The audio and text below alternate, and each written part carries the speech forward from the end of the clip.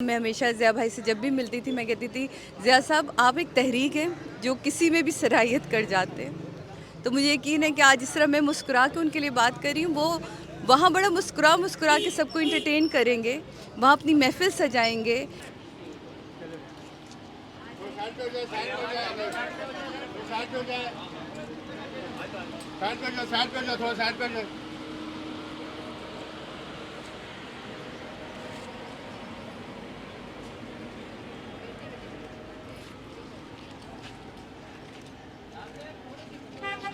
इन्ना लिल्लाहि व इन्ना इलैहि राजिऊन। एक लेजेंड है और एक बहुत बड़ा नाम और एक बहुत भरपूर ज़िंदगी अदब के हवाले से, फ़न के हवाले से, थिएटर, स्टेज, ग्रेट कंट्रीब्यूशन उनका नापा की शक्ल में।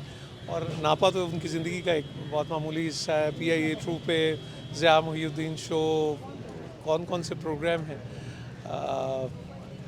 एक लेजेंड हैं, एक ट्रेंड सेटर हैं बहुत सारे हवालों से। अल्लाह ताला उनको करवट करवट जन्नत नसीब करे और जन्नतों में घर दे। उन्होंने बहुत लोगों को अपना इल्म जो था वो मुंतकिल किया, और आलिम वही होता है जो अपने इल्म को मुंतकिल करता है।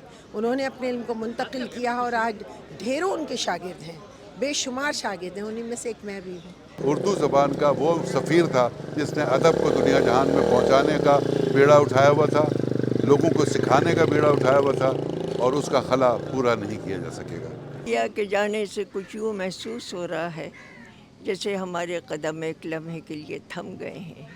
हमारी फ़िक्र ने सोचने से इनकार कर दिया है।